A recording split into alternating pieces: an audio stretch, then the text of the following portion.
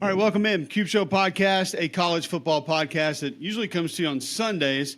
It is 2:01 a.m. on Monday. Currently, I'm in Charlotte, North Carolina, in town for Read and React tonight with Roman Harper on the SEC Network. So kind of one thing that I wanted to talk to you guys about, we're going to have a little conversation about here in just a moment. As you know, you're brought to you by Wickles Pickles, wickedly delicious. Each and every show, they're our title sponsor. They're the reason that we're able to come to you and provide this to you, along with our other sponsors. But we always appreciate Wickles for everything they do for us. Go to wickles.com. You can have them drop ship to you. You want to go check out some recipes that they've got at Wickles Pickles on Twitter, on Instagram. Check them out there.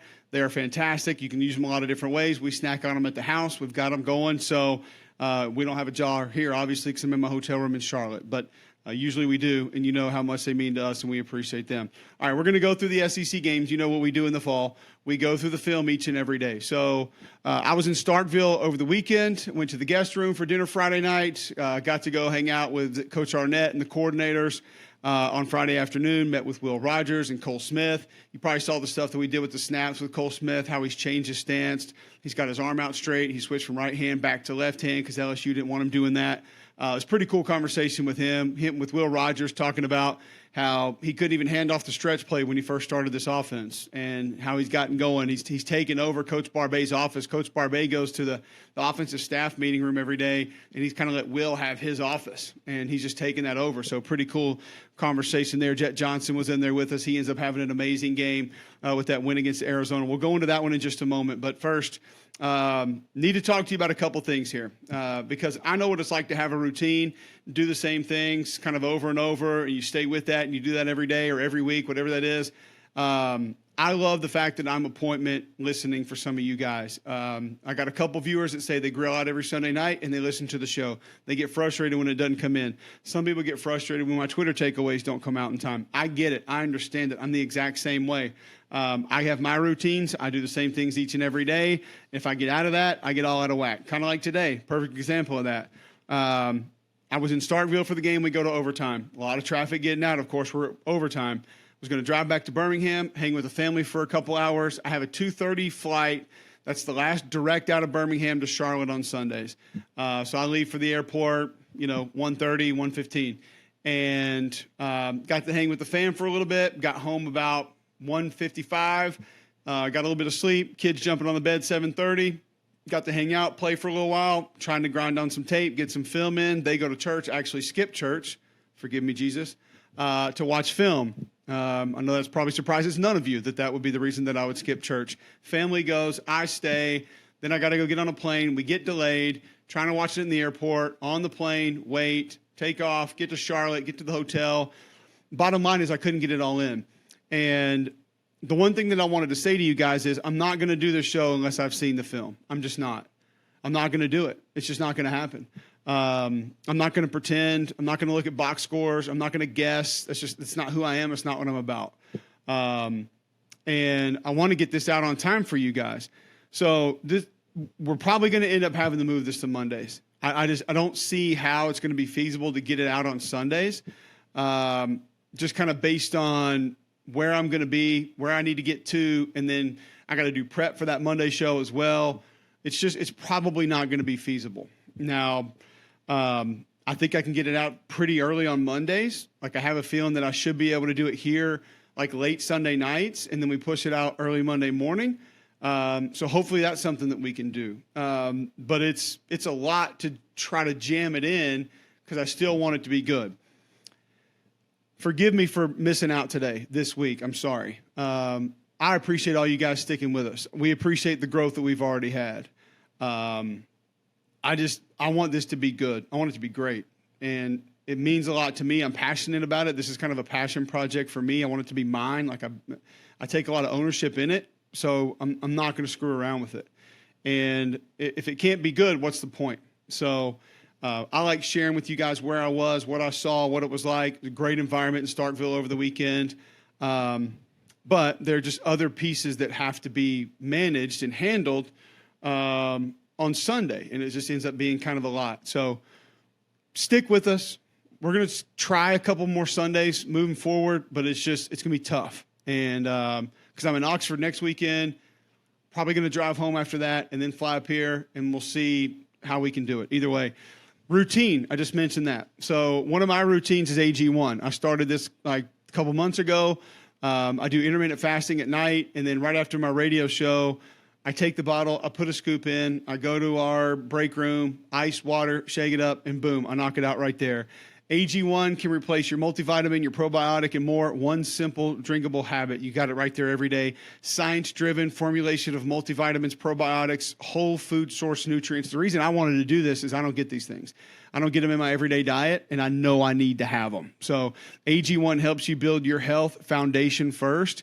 I feel better when I take it. My gut health feels better. My inflammation's down. I was talking to Stanford Steve the other day, and he even said, like, do you feel better? You do AG1, right? And I said, yeah. He's like, don't you feel better when you're doing it? And I do. And as a matter of fact, I can tell you, like, if you think that it's just like something I'm just saying, and I didn't even really plan this, but, like, I'll show you guys. Like these travel packs I'm getting ready to tell you about, boom, right there. Like I've got mine everywhere I go. Like I want to make sure that I've got them. So here's how you can get a couple travel packs for free, okay? 1 year supply of vitamin D and 5 free AG1 travel packs with your first purchase. All you have to do is go to drinkag1.cube, drinkag1.com/cube.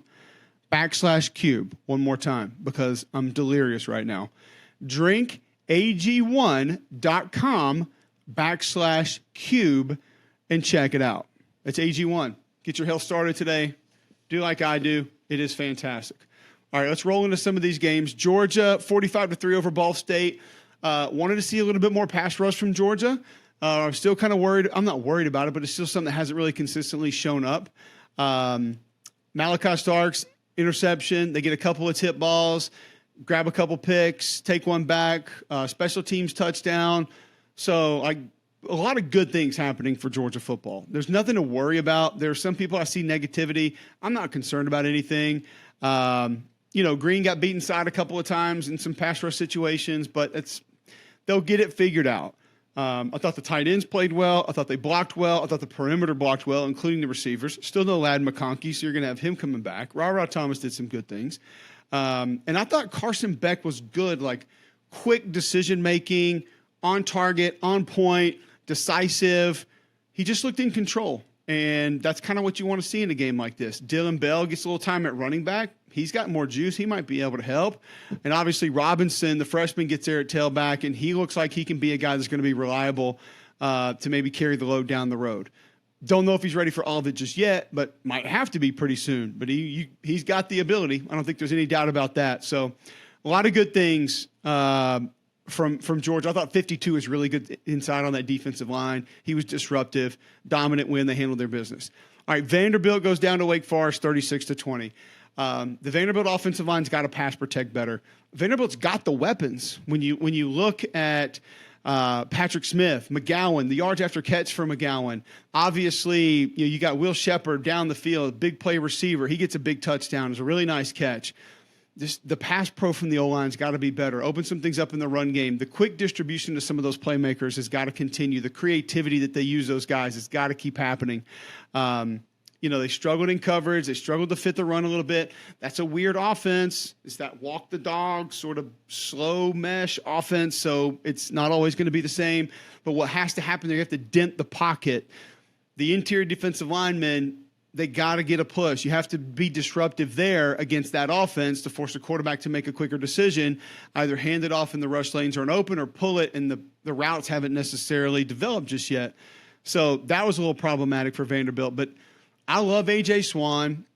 The problem right now is you're going to get 1 to 3 just bad decisions every game. He's going to throw into double coverage. He's going to throw into a window that's not there. He thinks he can fit it in, and it's going to end up in interception. It's happened in both games so far this year. I've seen it last year. But he gives you the arm angles off platform. He can move. He's got a strong arm. Like, he's got ability. They have ability. It's just got to all come together, and they've got to be better in the middle at the point of attack on both sides of the football. Brutal loss, tough loss. They had the delay. That doesn't help, especially on the road, because you're not in locker room settings are never as good on the road. You're not as comfortable. Anyway, no excuses. They lost the game. But I still think Vanderbilt, all in all, like in its totality this year, trending up, and things are going to look good. Kentucky takes care of Eastern Kentucky 28-17. A lot of people seeing this score don't feel good about it. It's okay. First off, I want to say this. Thoughts and prayers with Liam Cohen, he and his family and the Kentucky football family. Liam's a great guy. Fun to talk football with, fun to visit with. Just a great dude, man. And like, he had a little bit of a health scare, saw the release from the school, and just want him to know I'm thinking about you guys, and we're all hoping and praying that everything turns out okay. Devin Leary's coming on. It's going to get there. It's not bad now. I mean, he's 24-38, 299, 4 touchdowns and a pick. He's going to be fine. The one pick maybe just rusted a tad. I tell you what I do like is the left side of the offensive line. Dylan Ray's got some nasty over there at guard. And then Marquise Cox coming along there too. Like those two next to each other, it's like they had a couple nice slabs in pass pro. I know Ray Davis didn't get a ton of action. He didn't get like fully going. But I do also think that from Ray Davis's perspective, he looks leaner, he looks quicker, like he's going to be fine. I'm not worried about him. I'm not really worried about Devin Leary. You get Tavian Robinson going. We've seen Dane Key and Barryon Brown both get going in each of the first 2 games in different ways, like kick return, reverse. They're going to be okay. Like there's still going to be a little feeling out process with this offense that they're just going to have to kind of be patient with, but it's going to get there. I felt pretty good about a lot of what I saw from Kentucky. Trevin Wallace, great at linebacker again. Walker and company up front on defense consistently need to be better. They're really good at times, but it's just not consistent. Want to see that continue to improve. You never need to improve your selection of flowers when you go to Blakely's Bouquets. Go to blakeleysbouquets.com, call 205-579-4900. They serve local and regional events right there in Jefferson County and Shelby County, same-day delivery in Jefferson and Shelby County. They're located right there downtown Edgewood in Homewood. Blakely'sBouquets.com if you need to send flowers to anybody in the Birmingham area. Alabama lost this weekend. Maybe if you're an Auburn or Tennessee fan, you want to send them some flowers. You can do that. 205-579-4900, Blakely'sBouquets.com. They've helped me with weddings, funerals, Mother's Day, birthdays, balloons, decorations. They got it all. Blakely'sBouquets.com. Fantastic people running that place, and they can help you do great things. All right, Ole Miss 37, Tulane 20. This is a good win. I want to kind of start with that because I know people are going to see that Michael Pratt was out, and this might not be as good of a win. This is a team foundationally that's built on being physical at the point of attack on both sides of the ball, running the football first, and had a little bit of success with it, not a ton. I give that Ole Miss front 7, specifically the defensive line, credit for that.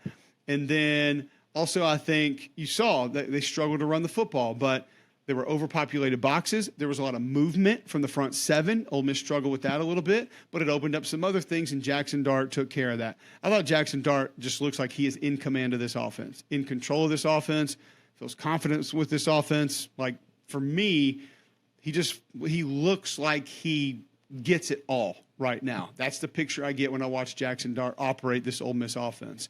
Pass pro has got to be better, though. They're on different levels. They're not seeing games develop quickly enough and stunts develop quickly enough. I'm thinking maybe if they go to the pistol, it could help open up the run a little bit, balance some things out. When they did later in the game, it looked a little bit better. Running backs out of the backfield. We thought we were going to get some of that. Haven't seen a ton of it just yet, and they could be saving that. It's great to see Trigg involved. Big catch for the touchdown to go up. Massive play by Jackson Dart to be able to sidestep the rush, deliver that ball to Trigg, and then go up. Seeing Trigg involved, I'm telling you, that's what can make this offense very different. His athleticism at that position. I thought Pegues and Ukwu on the defensive line were solid in this game. I thought the edges were pretty good in this game for Ole Miss. And I love watching offensive guard Quincy McGee. He plays with some nasty. Like, he plays the game the way it's supposed to be played. So I felt pretty good about him. Excited about this Ole Miss offense, man. Like, they look like they are rolling. Trey Harris is just phenomenal. Like, he is the real deal. So Ole Miss got a good one in him coming over from Louisiana Tech. It's just a really nice win on the road in New Orleans. Meant a ton to that program. You go in there and get it. Dogfight, but you find a way to win. Big players make big plays in big games. And that's what Jackson Dart did for Ole Miss to get that win. It was a good one. Not a great one for Texas A&M. They go down to Coral Gables, 48-33. They go down to Miami. 3 turnovers, a lot of pressures. I'll tell you this, Connor Wigman earned some respect from me. That kid's tough because he took an absolute beating. I mean, he got sawed in half one time, high-low, and I didn't think there was any way he wasn't going to be put out of the game. He took a couple other just big hits, and I thought for sure he was going to be out of the game. He's tough. They tried to get quarterback run going a little bit early. It appeared to me as though specifically the offensive line, sometimes the backs and tight ends were slowed down because they were thinking. So trying to process things, maybe uncertain. But I'll tell you what this defense did, that's attack. And there's a part of college football that's happening right now where there are not a ton of teams that are collectively giving great effort and just playing hard. It's one of the things when I talk about Arizona's defense and just how they play, we'll talk about that. This Miami group, we'll talk about them. Even parts of the Cal team, why I thought it was going to be dangerous for Auburn was because of how hard they played. And I don't know if it's just new people playing together or new systems or I don't know what it is, but like there's when teams play hard, I'm talking about like really get after you, it sticks out like that. It's very easy to see because there's not a ton of teams doing it. And I don't think the other teams have an answer for it because when it hits you, you don't know how to react. And then I think it kind of makes you take a step back, and that slows you down even further. There was a lot of pressure. There's a lot of stunts. There's a lot of blitzes. There's a lot of movement by that Miami front seven, and A&M just didn't handle it. Like I said, I felt like they were a step behind because they were thinking, like, where was the screen game? I thought they stayed with the gap scheme run game a little bit too long, and that allowed pressure to get upfield and cause commotion and cause traffic, and the run game couldn't get going. But Wigman still made some good throws. Evan Stewart made some great plays, some great catches. It just, with that much heat and that much disruption, it wasn't going to be consistent. It just wasn't. Defensively, just lost in the secondary at times. I thought Shamar Turner played his rear end off. I thought he played a great game. He was one guy that gave great effort for 4 quarters, it felt like to me. I was impressed with his game and what he did. I thought McKinley Jackson did some good things. I thought 45 was playing fast. I mean, he was moving around. But they're just the concentration and the understanding. Like there was one play where the back comes over to take on a blitzer off the edge, and he's like squaring him up. And then he goes out into his route, and that pressure man hits the quarterback. It doesn't work that way. Like that's somebody's not on the same page.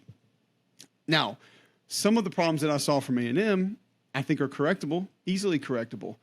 We're going to talk a lot about slide protection being a college football epidemic right now. It's a big problem that's happening across the board, and it was a big problem for them in this game. They're trying to slide everything, gap everything, and sometimes when you do that and the pressure comes back and circles around and you leave that gap, and then you have other guys from the other portion that are coming to the opposite gap, and you're taking that man on and you're occupying all the offensive linemen, it's not going to get picked up. But the way certain defensive coordinators have smartened up to it, essentially, is what I'm saying.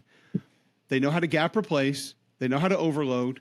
They know how to show overload and then bring pressure to the other side and just screwing people up, and they're not picking it up. So that was a big portion of the problem that I saw for Texas A&M. But I think that was almost just like a gut punch, a kick between the leg game, where just like it happened so fast and so furious that it didn't feel like they were going to get back into it. But I don't think it's something that's going to be like ongoing for the rest of the year. I think they can overcome a lot of it. Kent State, they go down to Arkansas 28-6, 26 rushing yards for Kent State. People are seeing the score and they're a little bit worried about it. And I'm not concerned about it. I mean, KJ Jefferson was sharp again. He was 13 of 19. He threw a couple of darts. I'm talking like tight windows. Now I'm still a little worried about that. I'd like to see some more separation. We hadn't seen that just yet, but KJ looked sharp, man. He was comfortable in that offense. And no Rocket Sanders, but you didn't really need him in this game. KJ throws for 136, 2 touchdowns, no picks. They had no turnovers. They only had 4 flags. I think this game, you get Latham back on that offensive line. The defensive line was very active. Felt really good about that group again. 28 was flying around at linebacker. I love what the linebacker and defensive line core. The front 7 for Arkansas looks great so far. They're going to get a big test from BYU this week. It takes a big step up. So we'll find out. That's grown man football because they're legitimately grown men. But I like what I see from Arkansas so far. This game kind of throttled back early. It slowed down early. I felt like Kent slowed it down. I felt like Enos kind of slowed it down a little bit. So I think it's a little bit of a deceiving final score. I'm not worried about it at all. Kind of like I'm not worried about my jeans. Later today when I want to read and react, I'll be in Blue Delta jeans because they're custom fit denim, premium denim that's comfortable, breathable, flexible, but it looks dressy. You can dress this thing up with a sport coat. You can wear it with a hoodie. You can go, if you just need to run to the grocery store or you're going out to grab a quick dinner with your girlfriend or your wife, or if you want to dress it up for a night on the town, you can do that as well. Go to bluedeltajeans.com, find out how you can get fit. If you're going to be in Oxford, you can just do it there where they started the whole thing. Go see Nick and the guys, and they'll get you set right there. Or if you want a gift certificate, Christmas right around the corner, bluedeltajeans.com. For the special person in your life, they can get the best pair of jeans they've ever owned at bluedeltajeans.com. I'll be wearing those later tonight. All right, Tennessee, Austin Peay. This is another one. A little bit weird. Like I'm seeing and hearing some negative things about Joe Milton in this game. Like what? Why? I don't understand it. There was a couple throws that sailed on him. He had 2 or 3 that were maybe behind a receiver. Here's the good news if you're a Tennessee fan with Joe Milton, okay? What did we say before the season? He's going to have a couple 500-yard games, and he's going to have a couple games where we sit there and we say, what the hell happened to the offense? Like, how does that happen to that offense? Like, that thing's so high-powered. Like, how did what? If you just had one of those against Austin Peay and you're only going to have a couple of them, that's pretty good. You'll take that. Cool. Let's move on. Because the run game looked good. I know that. I know Wright looked great again, toting the football. The offensive line is finishing. And, it's not 100%, that group, but they are coming off the ball in the run game. They still not great in pass pro, a little bit leaky there at times, but in the run game, they are firing off the ball. Jacob Warren is giving them great movement at tight end. That's out on the perimeter in the screen game. He's helping them there. And then when he inserts at the line of scrimmage, he's doing a good job there. I love the defensive line versatility. Tyler Barron going in and out, other guys moving around. You got a couple of nice edge guys that can give you a good speed and good twitch off the edge there. I feel really good about Tennessee. 30-13, Austin Peay. I'm fine with it, man. Like, people, you can say what you want about the fastball with Joe Milton and say, well, he can't take it off to do this or that. Well, look how fast he spits it out to the perimeter. And even if he's on the far hash, getting it all the way out to the numbers on the other side, that's the give with the take that maybe a slant is thrown a little bit too hard for incompletion every now and then. So you live with a few of those to get some of the top end stuff that you're going to get down the road. I didn't have any concerns coming out of that game. I'm good. Missouri takes out Middle Tennessee. Thought the offensive line was pretty good. 23-19. Run game solid. Brady Cook more efficient. Still want to see that confidence grow. I still feel like I don't see that calm from Brady Cook in the pocket. And when there's either pressure or a threat of pressure, I want to see him just know what to do and know where to go and know when to get it out. And there's still sometimes a little bit of hesitation, or there's that run, pull up, no, like the indecisiveness. I feel like it's still there a little bit, but he's getting quality reps, and that's what it's going to take to get that to go away. Big step up this week. Now, this was a nice test because, as we talked about with Alabama last week, veteran front seven from Middle Tennessee, a passing game that's very unique, an offense that's unique. You get air raid principles with tempo.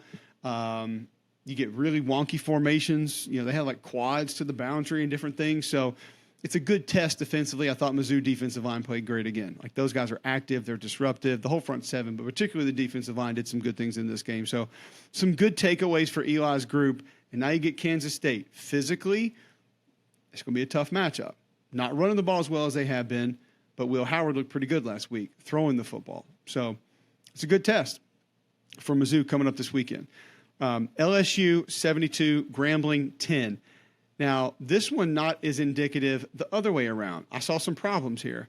Now, LSU handles their business, absolutely. I thought Emory Jones looked good on that offensive line. I think Logan Diggs, 3 at tailback. Like, is he the guy? We got a little separation maybe. He does like the 300 hurdle, like this is Sparta, where it looked like he was going to drop kick the DB. He's got some nice wiggle and shake, good explosiveness, getting up north and south. But I saw a couple of zone reads from Grambling where the quarterback keeps the ball, and next thing you know, picking up big yardage. I saw a couple of full zone, stretch zone plays, where it wasn't fit properly. Now, I will say 2 of those, I think one was 3rd and 8, one was like 3rd and 12 or 3rd and 15. So you're probably sitting back on those and you're playing a lighter box, but still you can't give up as much space as they did on those because Mississippi State is going to run the hell out of stretch zone. You're going to get it a ton, and they run it well. So that was something that was a little bit concerning. I liked how they were multiple on offense early, shot plays early, force feed the football to 8. You saw some Q runs, you saw some screens. They mixed it up early, kind of got everybody else involved because, as we said, coming out of the Florida State game, this can't just be Jaden Daniels' deal. Everybody else has to help. Like, he can't do it by himself. And we saw a little bit of that in this one. But keeping contained defensively, quarterback runs breaking you down, like those things can't happen. And saw a little bit of that in this one. Good to see Mason Smith back. He was disruptive, did some good things. 18 was really good on defense again. But this is a dominant win. So you take the win. You learn from a couple of things that you're going to see this week that are applicable. That's good because they're correctable before you get into a game against an opponent that can probably knock you off if you don't play well. And you repair them before you get there. Kind of like some of us need to repair, like, our hair or how hairy we are. Manscaped can help with that. You know what Manscaped can do for you. Like, take care of that Reggie Bush of yours with their skin-safe technology. This should guarantee you have a smooth ride into the playoffs if you're a fantasy football guy. The leader in below-the-waist grooming have created a championship lineup with their Performance Package 4.0. It's time for you to do the same. Join the 9 million men worldwide who trust Manscaped and get ready for kickoff by going to manscaped.com. Get 20% off, free shipping with the code CUBE, C-U-B-E, at manscaped.com. All right, Performance Package 4.0. You're going to get the Lawnmower 4.0 trimmer, the Weed Whacker ear and nose trimmer, the Crop Preserver, and the ball deodorant. You're going to get all that right there with this deal. Now, that Lawnmower 4.0 trimmer, here to guide you on a journey to trim your body, balls, even your A-gap, get all that taken care of. Lawnmower 4.0, 400K LED spotlight, brighter than Bryce Young's future into the end zone. So obviously pretty bright, I guess, if we all think Bryce is going to do good things. Performance Package 4.0 also includes the Weed Whacker, the Ultimate Flex, watch it run through ear and nose hairs like Aaron Donald's runs through as an offensive line. Weed Whacker also waterproof, uses 9,000 RPM motor-powered 360-degree rotary dual-blade system. Nose and ear hair trimmer provides all that you need to stay clean. Don't forget to use the Crop Preserver ball deodorant and their Crop Reviver to help your little bench warmers be on their A game when they're feeling the sun's heat.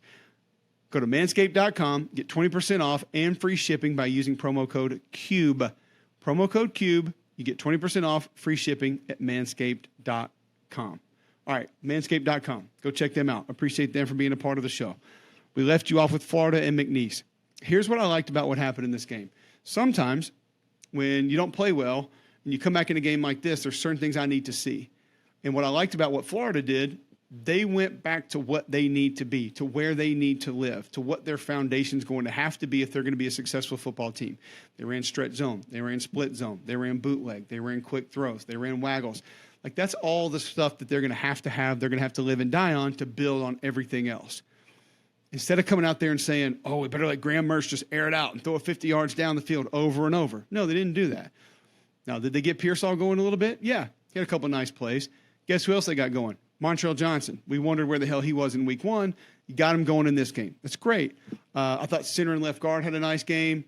I thought tight end number 8 came in a little bit late, did some really good things. So getting some young guys some reps. Defensively, I thought Scooby had a good game.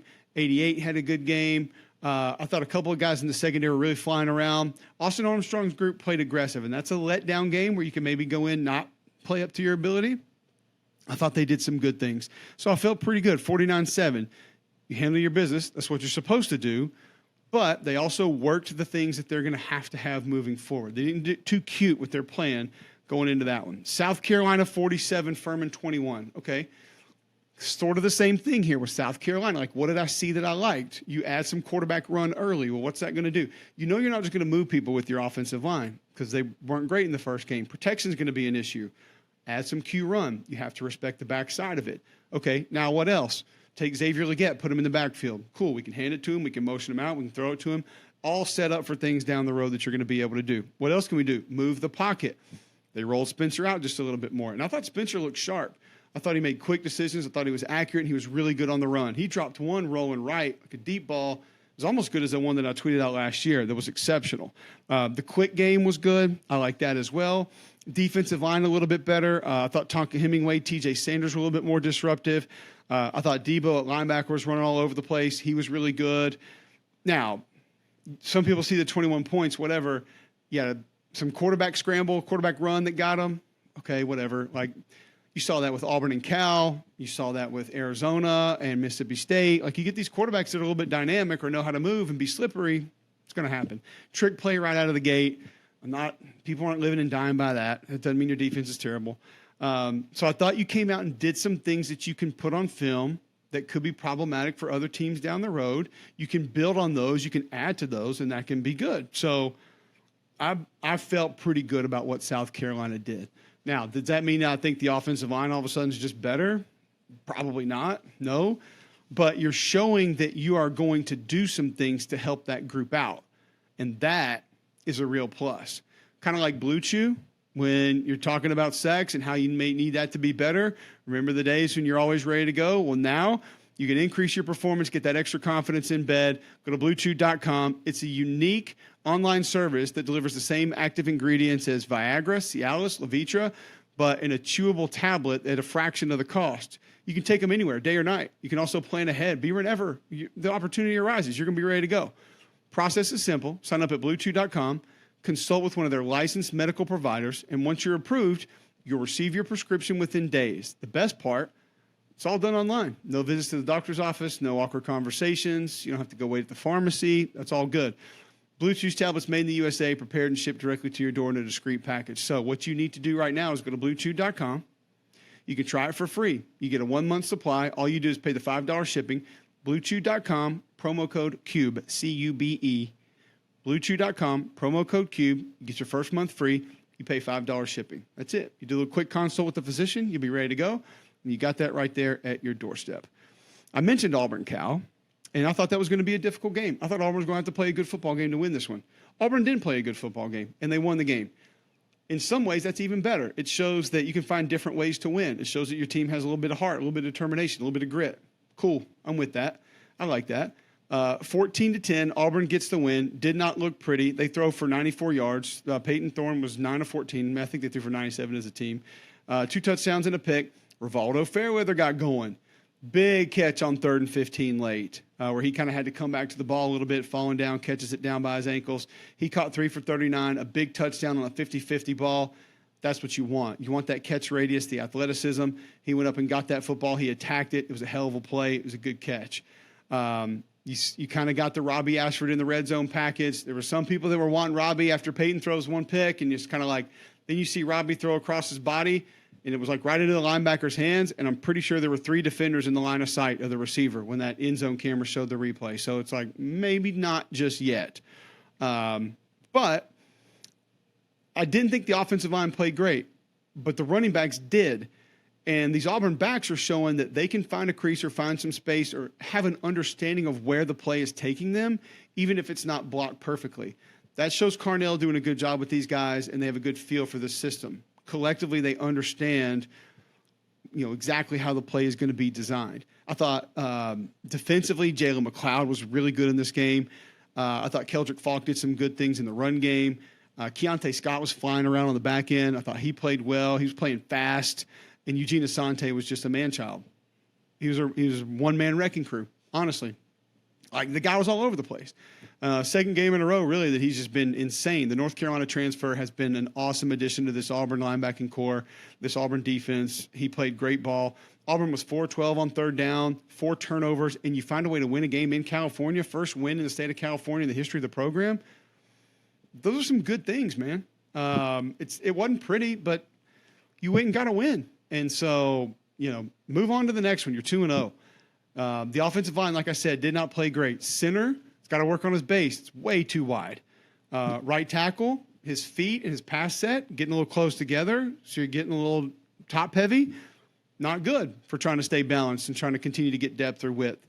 The left guard, got to work his hands. They're getting too wide. Got to get your hands inside. So I thought in pass pro, they were on different levels. Didn't see things the way that they really needed to. There's still some improvement that can be had there. But once again, you went and got a win at Cal.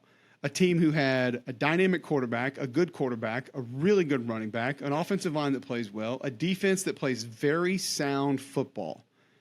And I know there's not a lot of like first-round draft picks on that defense, but they play sound, fundamental football, and so that's a challenge when guys are disciplined and do what they're supposed to do, and they play hard. Once again, that's a group that plays their rear ends off, and that's showing up. When people do that, it shows up more so than ever before right now. So it was something that I know I noticed, and right out of the gate, I knew, like, hey, this group's getting after it. All right, I want to tell you about Prize Picks. If you're into fantasy football, you're looking for a little ways to win a little bit extra, Prize Picks can help you out. And I'm going to tell you why.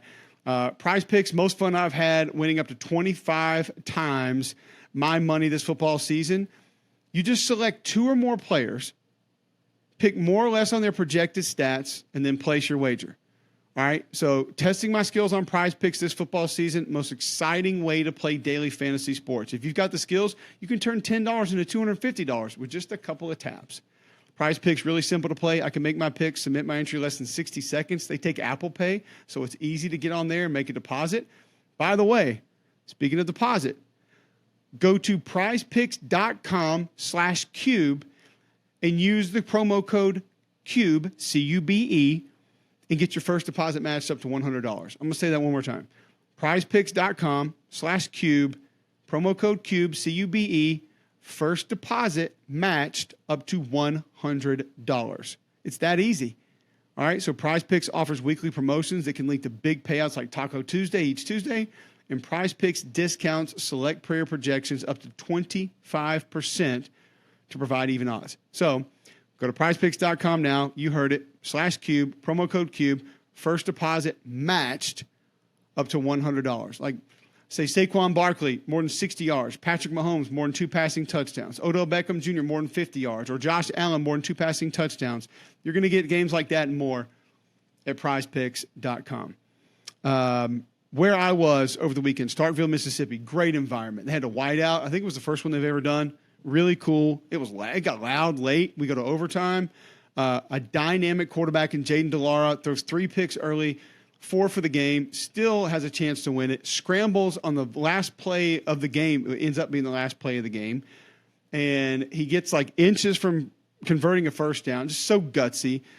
I'm watching him over there with Jed Fish, and they're laughing and shaking hands and smiling. And I'm like, man, this is pretty cool. This kid's thrown 3 picks, and they're just over here talking about what they're going to go do next. And like I interviewed Jeff at the end of the first quarter. He's like, no, man, we're going to run our offense. Like, we're just keep doing what we do.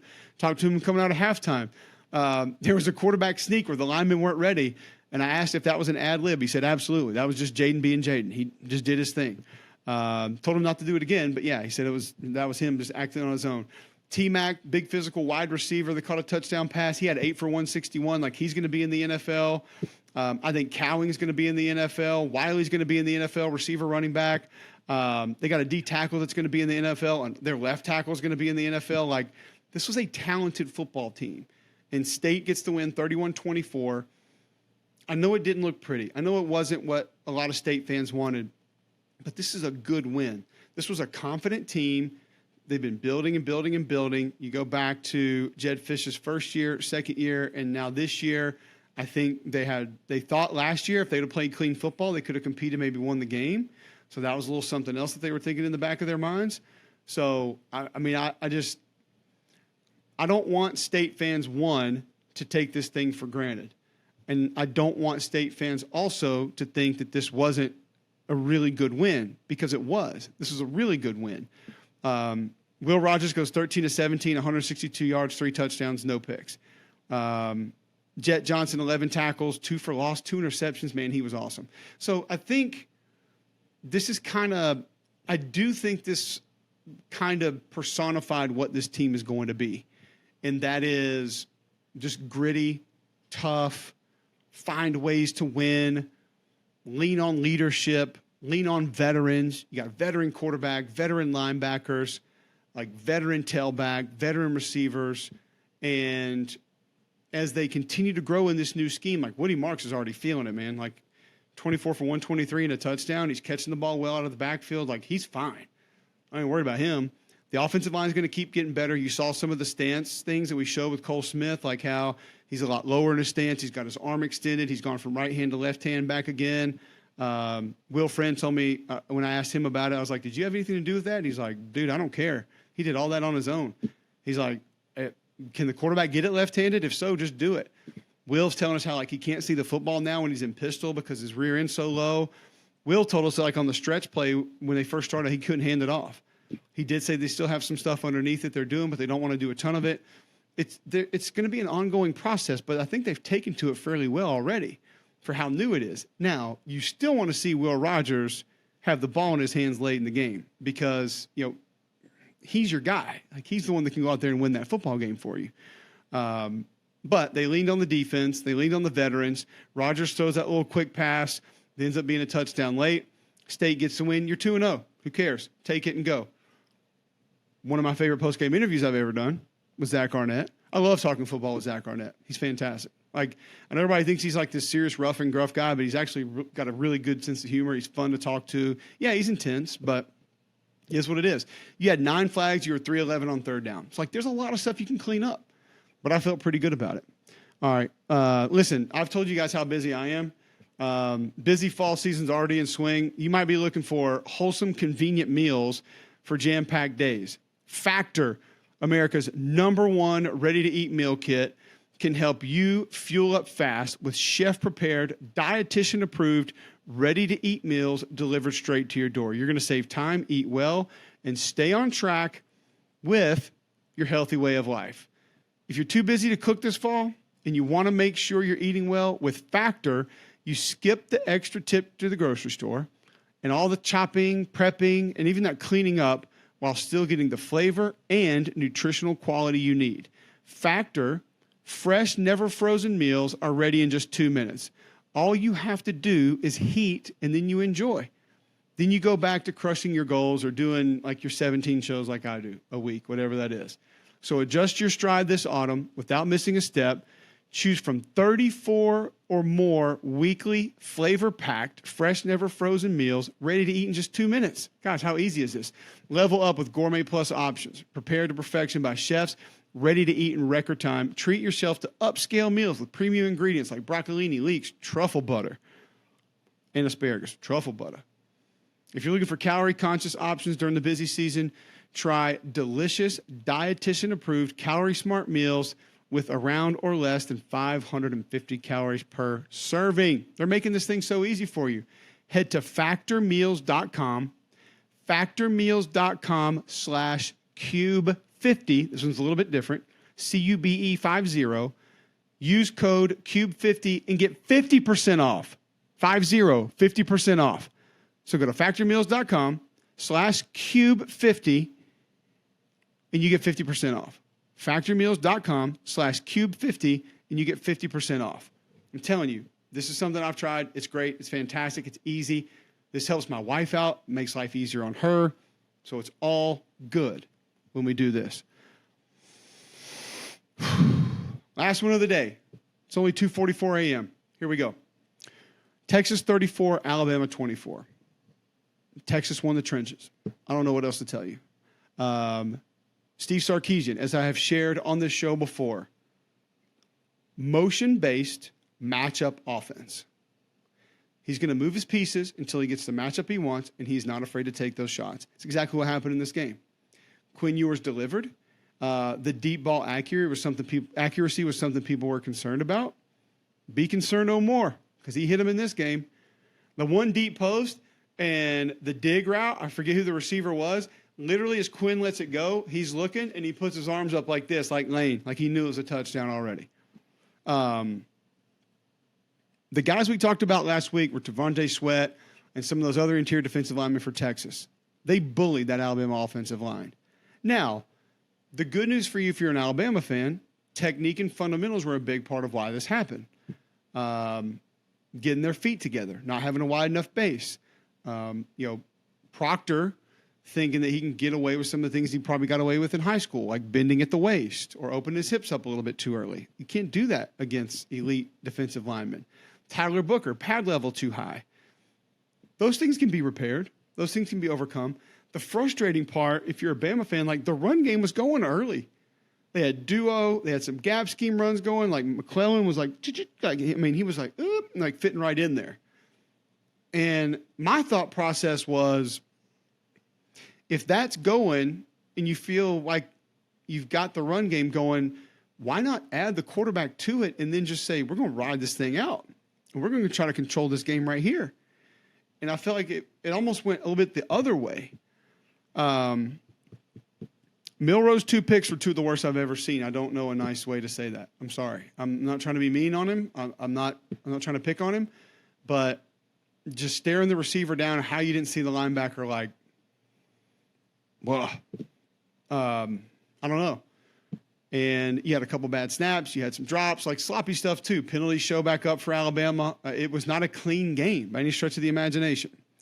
I thought Jaheim Otis did a couple of nice things, but then I'm pretty sure he hurt his ankle. I saw it on film, but he actually kept playing. And I don't know. I don't have details on what the injury was, but I know he was toughing it out for a while and still had a little bit of an impact.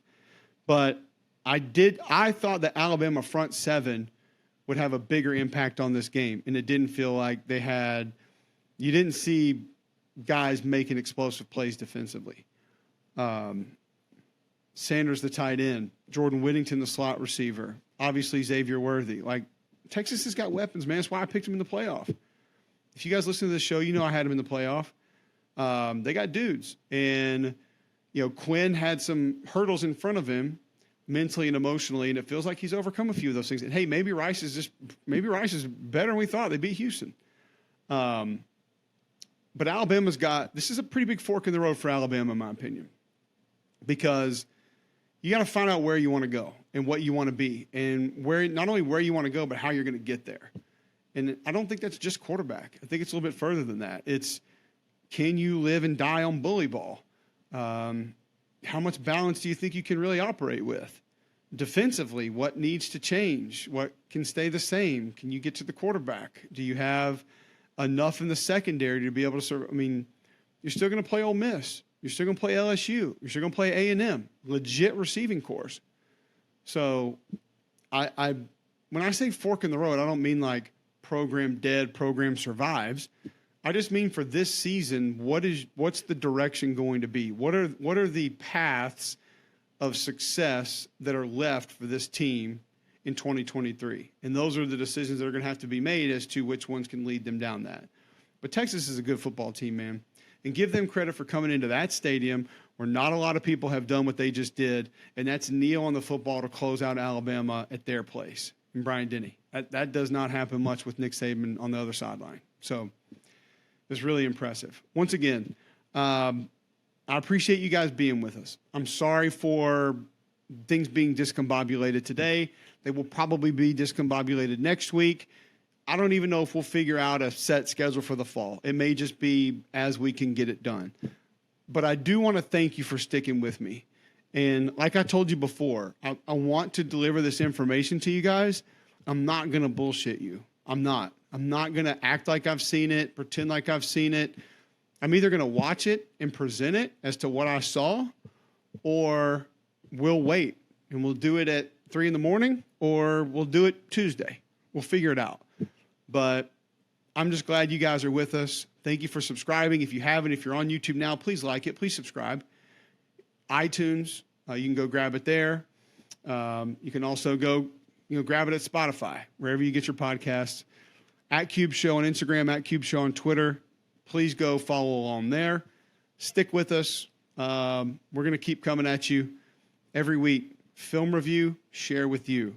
Read and React, Monday nights, SEC Network with Roman Harper, McElroy and Kubick in the morning, 7 to 10 a.m., weekday mornings, jocksfm.com, WJOX 94.5 in Birmingham. You can grab the app for that too. That's in your app store.